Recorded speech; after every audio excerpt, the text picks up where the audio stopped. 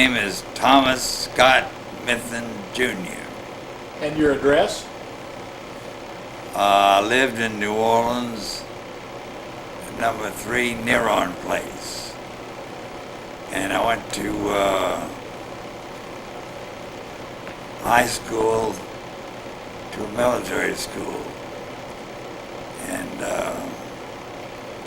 because I fooled around too much in high school and wasn't a good student, so my dad sent me to a school that would offer me discipline. And it did. And I played football, and I was on a track team because I was fast. Good. And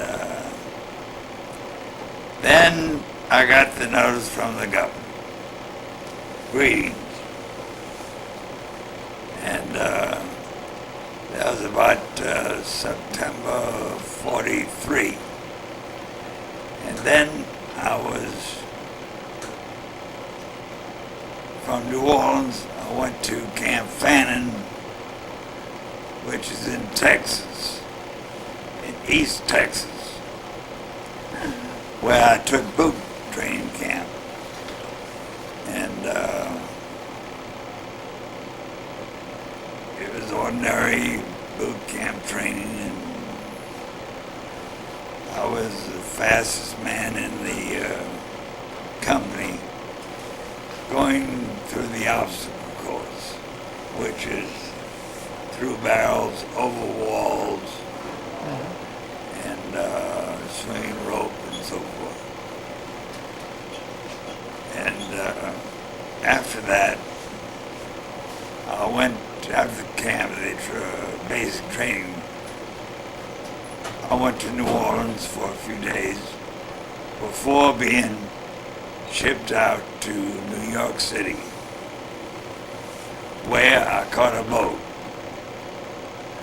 which was the Normandy. That was the name of the ship? That was the name of the ship, which was then the Queen Mary, Queen Elizabeth, and I think the Normandy in that order. It was a large ship. We didn't go in convoy duty. We went in by ourselves on a northern coast of the Atlantic, and took us, I think, a few days or 5 days or whatever. But the final day, we woke up and went up on deck, and there was a beautiful scenery of Scotland, which was the pastures and the farmland. It was in the Firth of Clyde, which is the River Clyde. And I might want to add that on board we had an abandoned ship drill, which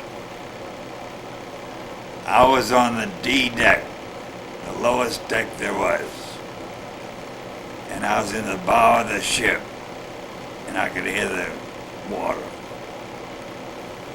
And I thought it took me about 40 minutes to get up on deck if we should have been bombed or torpedoed. And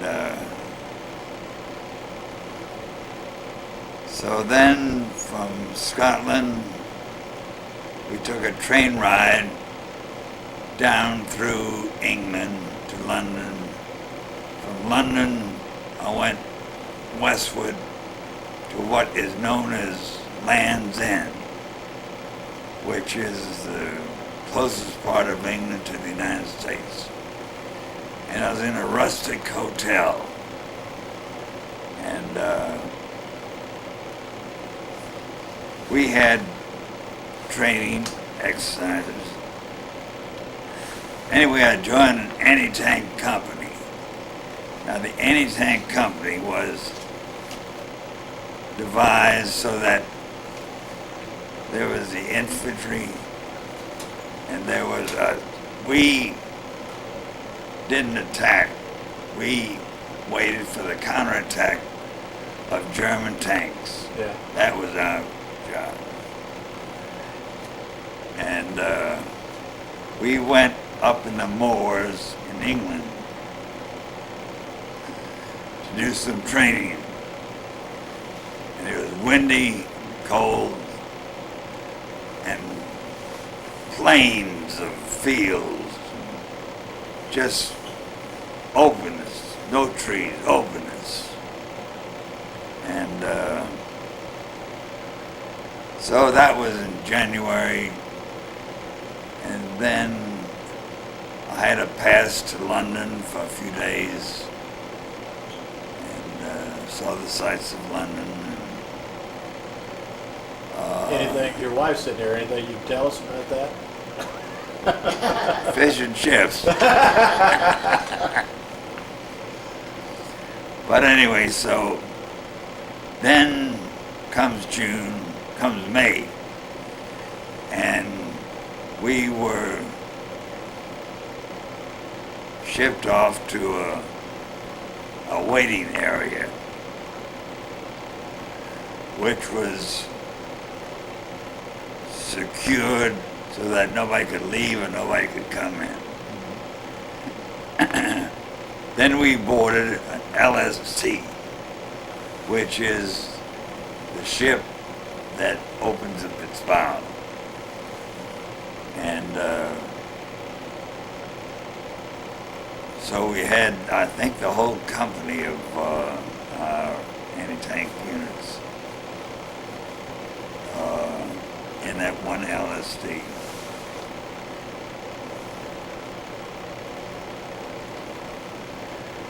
And we didn't know it, but till we got underway, I guess. But we were going on the invasion of Normandy. And I was 19 years old then, still. My birthday wasn't until August 20th of 44. So I was 19 then for the invasion. And when we got up one morning, the next morning I guess was, the skies were full of our planes. The sky was just full of them. And there were boats all over the English Channel.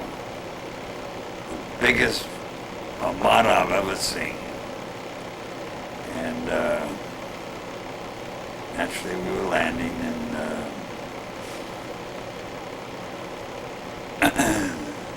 when we got near the shore, there were bodies of GIs who were floating in the water dead. They didn't make it. And then we got up to the beach and landed, and there were bodies in the water. There were bodies in the sand of Omaha Beach. And Omaha Beach was the bloodiest beach of the invasion. It consisted of the 1st Division and the 29th Division. And the 4th Division invaded from Utah, which was the dance. They had a easy go of it, easier than we did, for some reason. Then we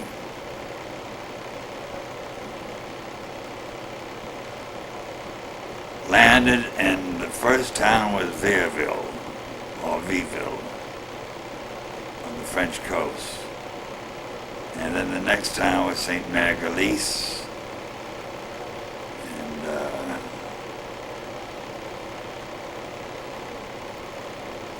the first night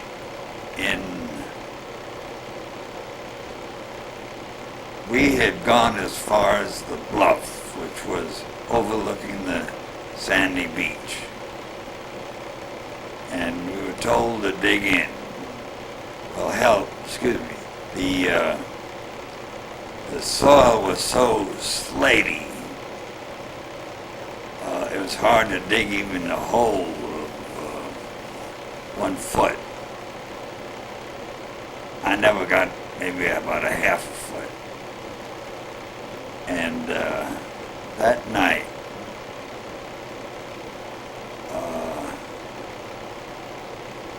there was a German fighter bomber, I guess, that came down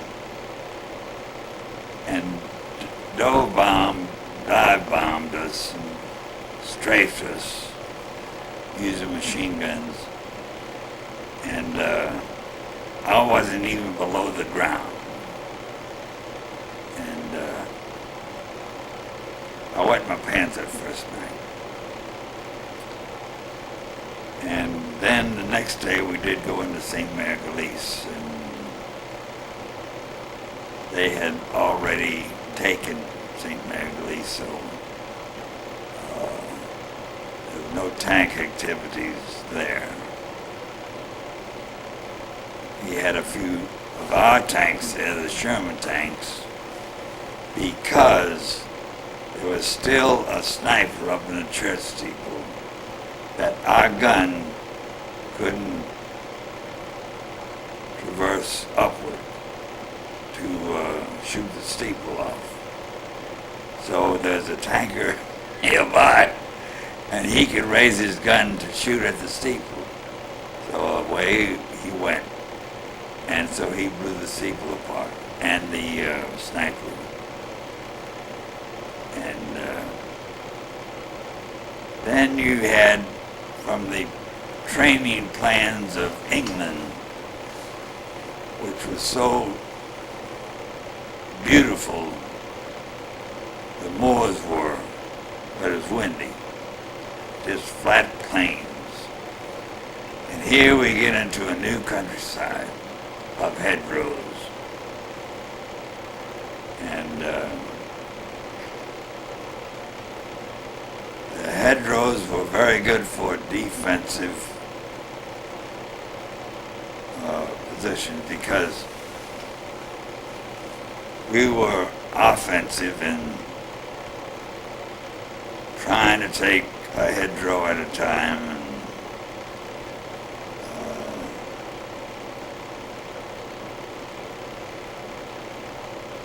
with the hedgerows there, you can use it as a defensive, better for defensive position. And so after a while, I asked my CO if I could carry a bazooka instead of being on the tank squad, the anti-tank gun.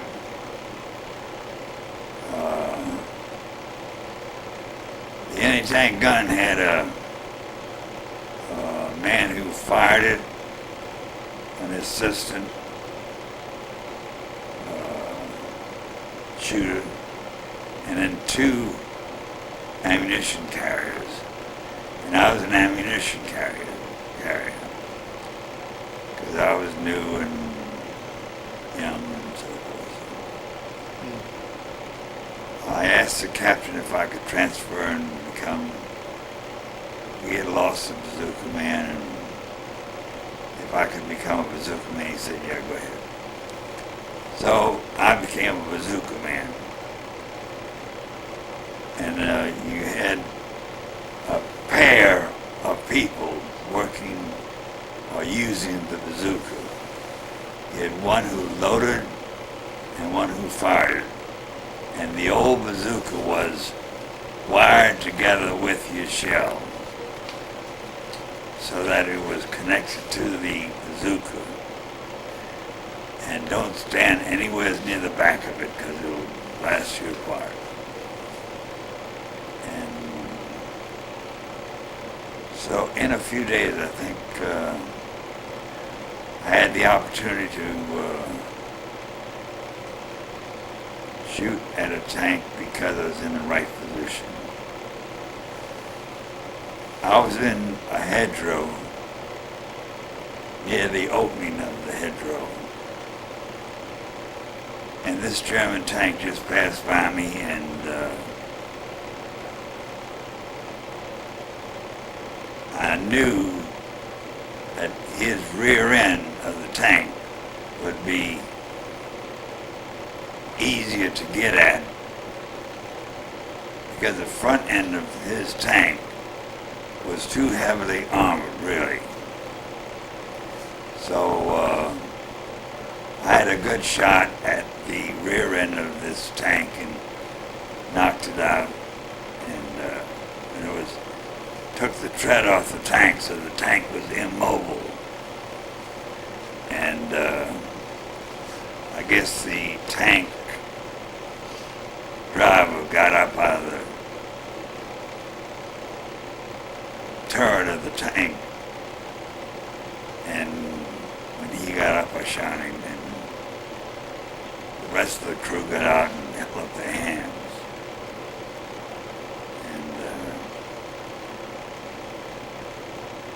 So the goal was to go to St. Lo from the beachhead, because St. Lo was the hub of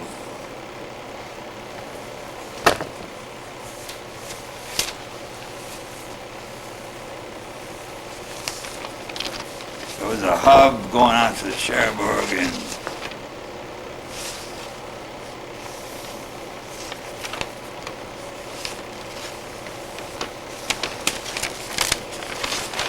here's what,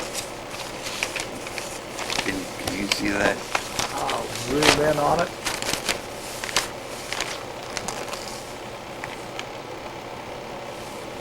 See, here's France. We got that. There. That lip was up. Okay, now I get it. And here was the invasion part. And Normandy is right in here. And St. Lo was our objective, which went out to the Cherbourg Peninsula here, into the English Channel. And the Brittany Peninsula here was Brest, which was a submarine port for the Germans. Very ideal and very valuable to the Germans to have Brest as a port for their submarines. So after Normandy, we went up to the Brest, and I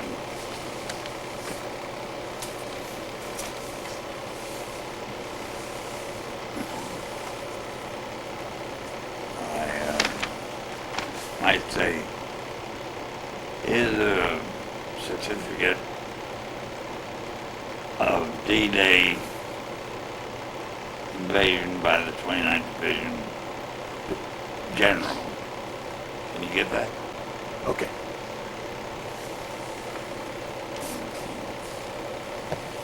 And this little booklet is the history of the 29th Division from the invasion time to the end of the war.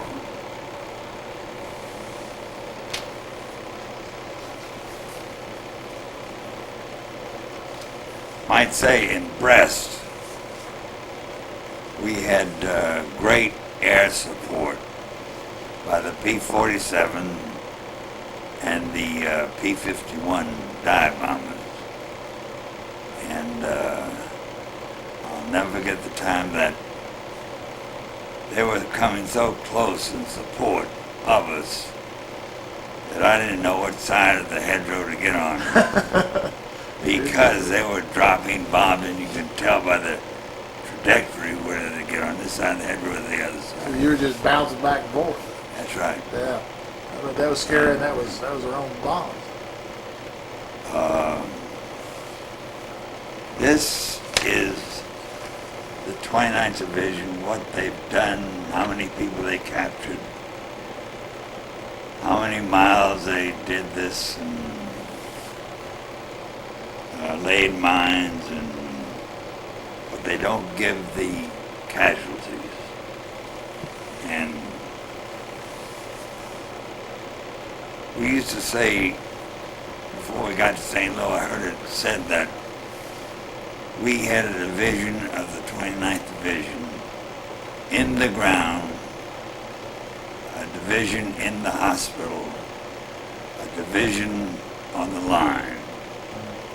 One division underground, one division in the hospital, and one division on the line. So, what I've described of the beach, as soon as I got on the beach, you've got to smell war, the artillery, you gotta see it, gotta hear it, because of the artillery coming in, mainly 88s. That was their favorite gun. It was on their tanks. It was in their artillery, and they were pretty good at it. And it was a powerful weapon.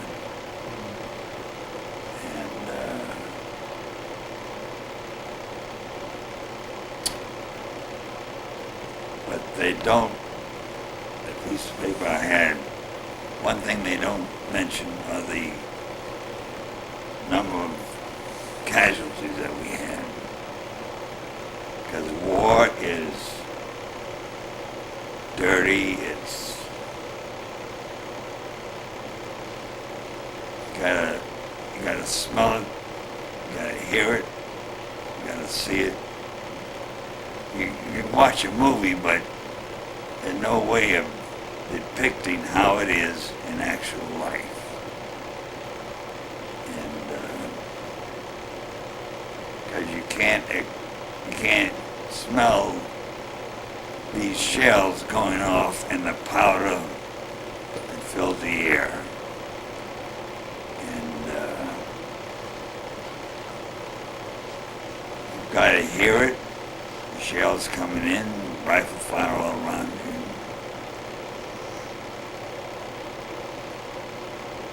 So to really get the picture of war is hell, and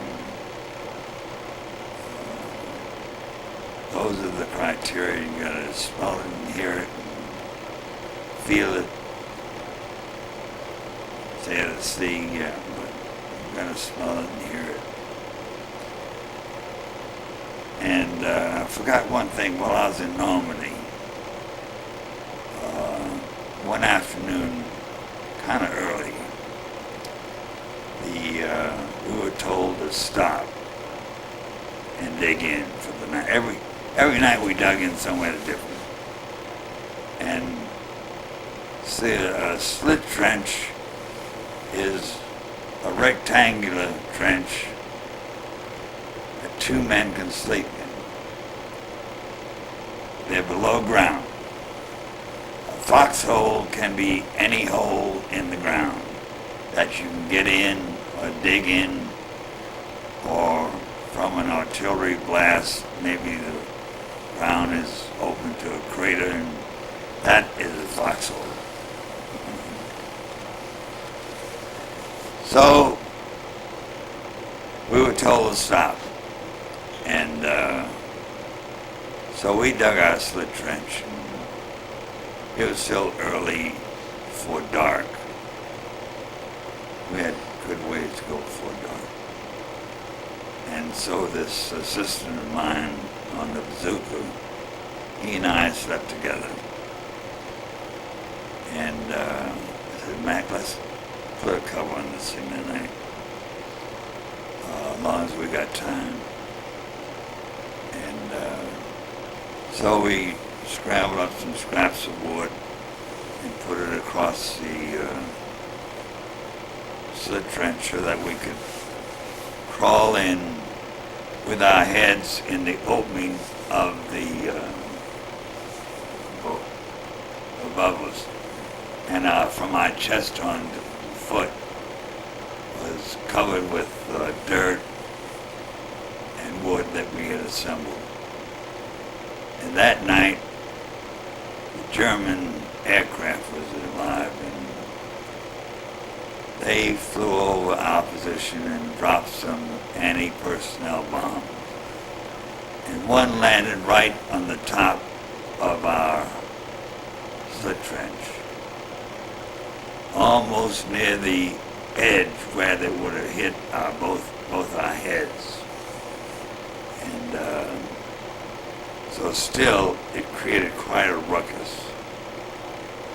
And when we could speak, we were shaking so bad. I said, "Mac, are you hit?" He said, "I don't think so." He said, "Are you hit?" I said, "I don't think so." And so evidently we went to sleep. I don't know. But the next morning we woke up, and what we carried was a blanket each. And our blankets that were covering us were shredded with shrapnel from that bomb, but it didn't hit our faces, didn't hit our body. It was a miracle that we escaped that. Sounds like it. On the, above the slit trench was our rifles and other stuff, which was it was damaged. We had to replace some of it, but one miracle that happened saved us both. And then, after we took St. Lo and we went to Brest, then Patton, General George Patton,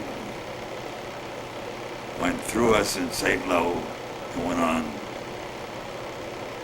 across northern France, and then Holland and Germany and so forth. But we had a free ride from Brest all the way across France. We had to get out of the way of the Red Ball Express. And the Red Ball Express was trucks that carried fuel tanks for the American tanks. You just had to get out of their way. And so we had this free ride across France. And then we spent a night in Liège, Belgium, as I remember. I don't know where else. And I think because I remember Liège, one of our men, not in my squad, but in somebody else's squad, had a convulsion. What do you call it? Where they can swallow their tongue and Epileptic fit. epileptic. He had an epileptic fit, and I didn't know what to do. And so I think he came out of it somehow. And then we went into Holland, and that is where we stayed in the backyard of somebody's home. And we dug in.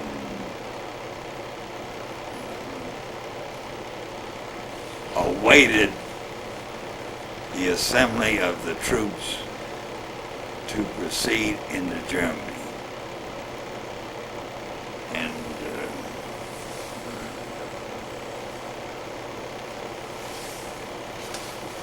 in Brest,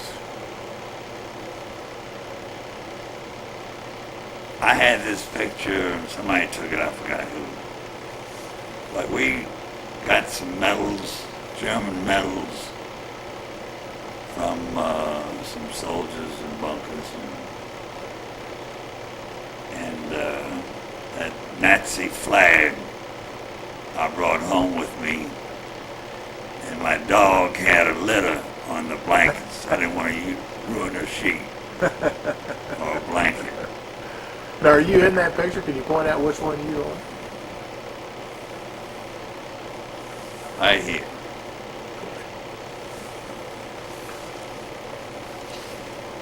That was third from the Okay. 1, 2, 3. Gotcha. Got a close up. Good. Now this guy on the end, Frenchie, we called him, he was from New Hampshire, and I've forgotten his name. But he was a decent kind of guy. And now and then when we took a bath or washed ourselves, he used a deodorant, underarm deodorant, and I had never heard of it. Must have been a New England thing in those days, huh? I guess so, but every time we took a bath, he used his deodorant. We used to laugh at him. But anyway, after staying in Holland for a while,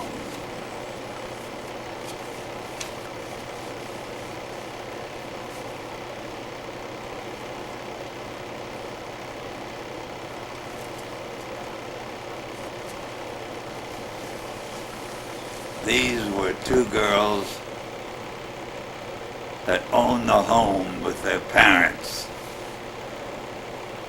who we met in Holland, and we used their backyards for our squad. Those sweet girls. And then we went into Germany. And by then, it became lighter and lighter and lighter fighting.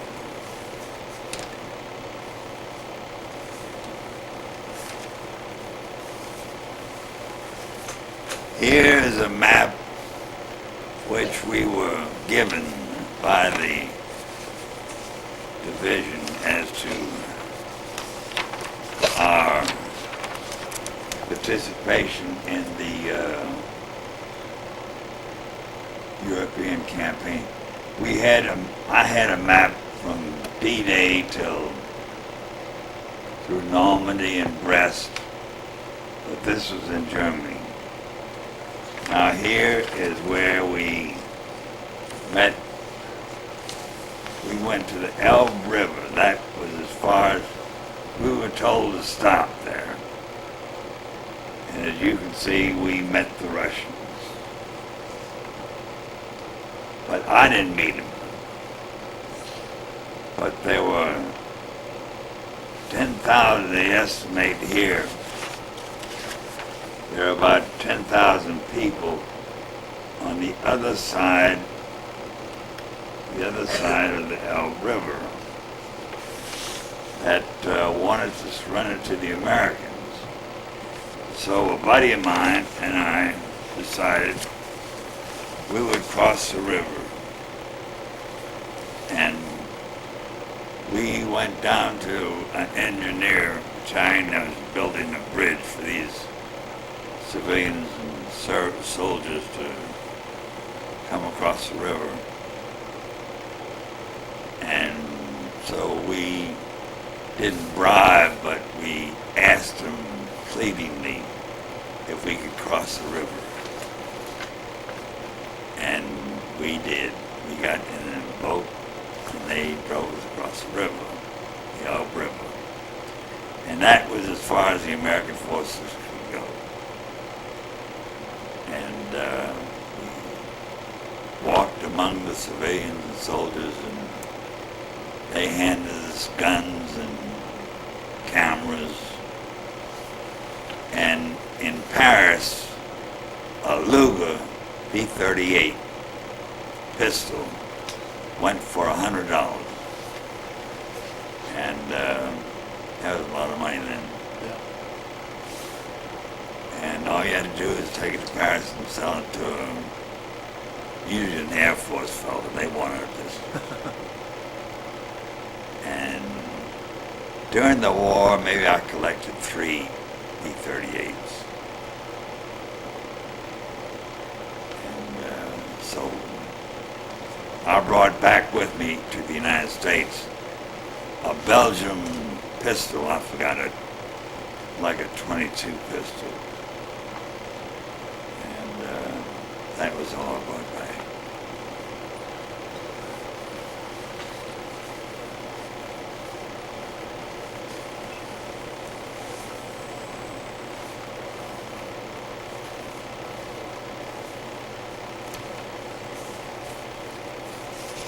Here is a picture of me in Paris.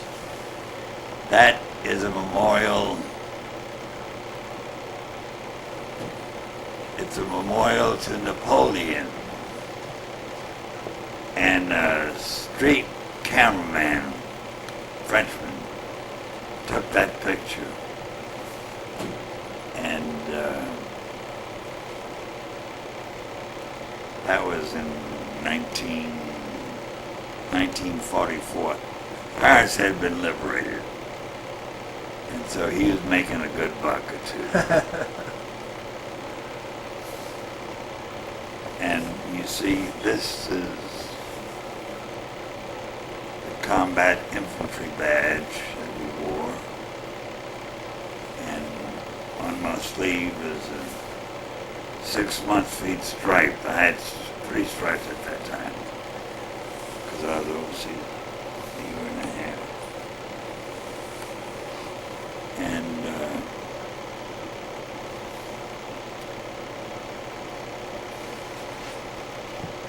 that is about all I can recollect. You've done good. That's a great job of telling your story. What'd you do after the war was over then? After the war, I came home and went immediately to college. I came home in January of 46. I was overseas exactly 2 years.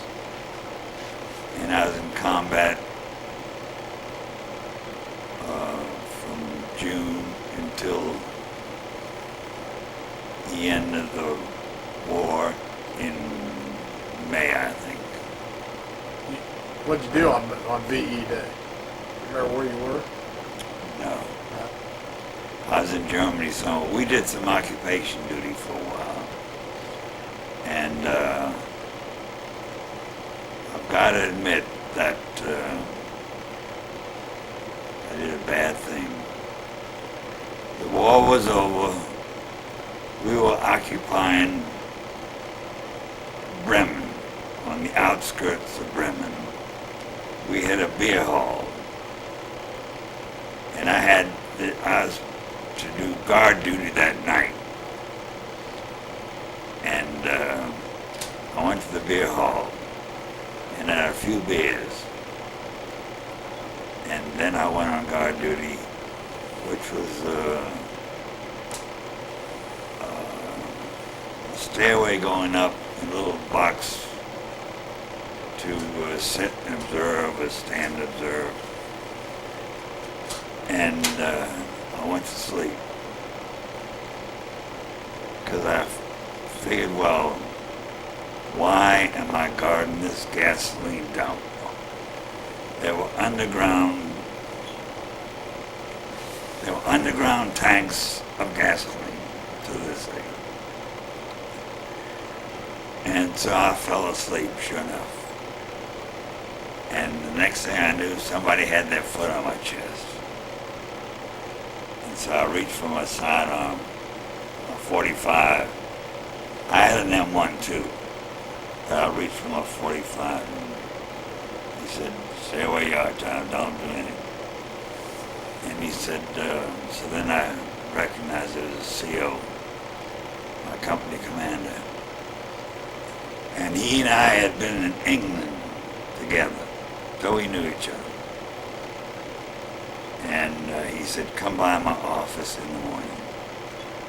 And I went by his office, and he said, now, I want you to go out in that front yard of my house here, on the street in Bremen, on the outskirts of Bremen, and dig a 6 by 6 by 6, and then fill it in. But first I want to see that it's correctly done before you fill it in. So that's, as he said, I could have been court-martialed.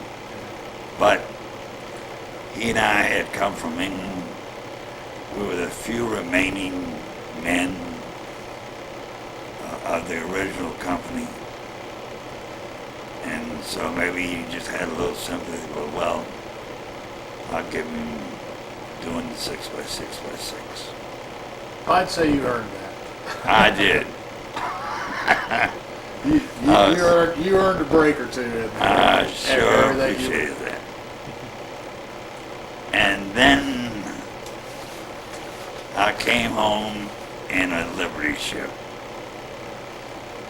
And it took many days. And I pulled a KP duty, and if you've ever been in a cafeteria line or something like that, and you want a plate or a mess gear, if you've got beans, you want to hold the mess gear and slap it in there. Well, with the rolling of the ship, I missed a few trays, and the floor became very slippery, but it had to be done. And so then I arrived back in New York, and then I went down south and got my discharge in Mississippi, and I went home to New Orleans. My dad was still living, and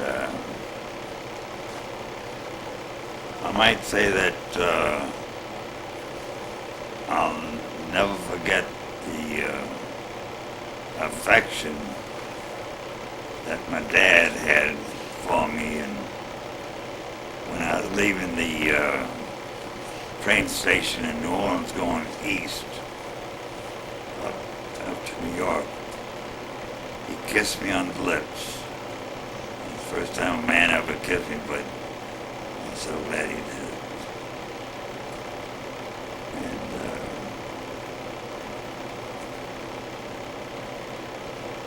so then I went to college, and then I got a job selling medical equipment, medical supplies, and got married, had 2 children, wonderful children. And then after that, I was in Birmingham, Alabama, and nobody knew except my sister and my wife where I was. I was laying low for a reason. No bad reason, but I just didn't want anybody to contact me. And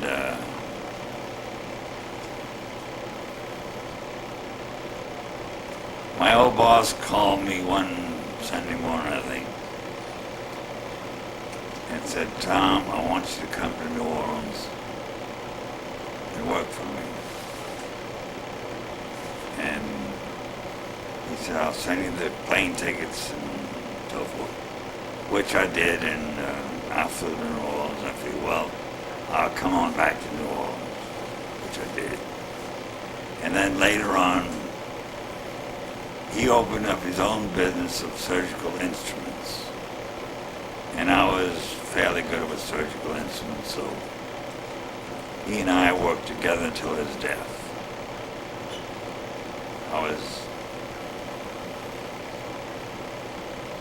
Which, when you're selling surgical instruments, you call on nothing but doctors and hospitals.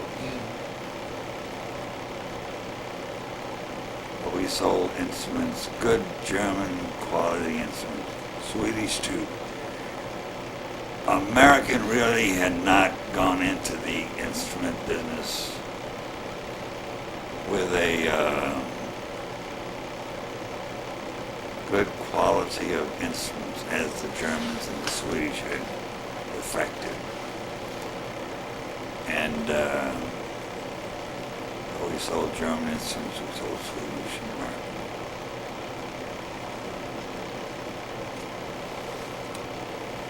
And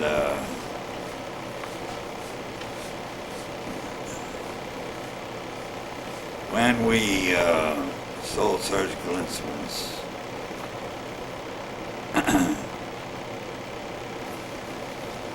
we had the best service in the country because every morning I would call my boss at 7 o'clock in the morning, and in turn he would call the importer who was in New York and get all the instruments he wanted if we didn't have them. So he would get the instrument shipped to him, and in a day and a half, the customer got their instruments, which I thought nobody else did. He had a unique way of doing business and a wonderful manager. And to be successful in war or anything else, you've got to have a good manager, good commander. Sure. And right now we got a good commander in the United States. I agree. And while we're taping this, because somebody else may watch this later, but while we're taping this, the war with Iraq's going on. It just started. Oh yeah, So the Iraqi war has just begun. Yeah.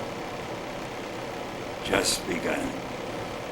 We're hoping now for a speedy end. Yeah. See, the 29th Division was the first division sent from the United States to England. And they thought they were going home. They were not going to be in the invasion because they'd been over there so long. Yeah. They went over there in 1942. And so they had 2.5 years before the invasion. But we didn't go home. Nobody got to go home. Nobody.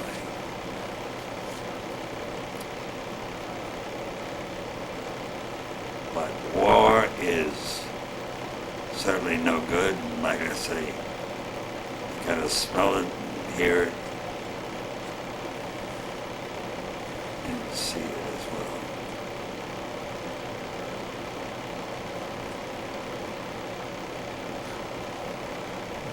What? Gotta go. Okay. You got to go? Well, I appreciate you coming in today. Thank you. Okay.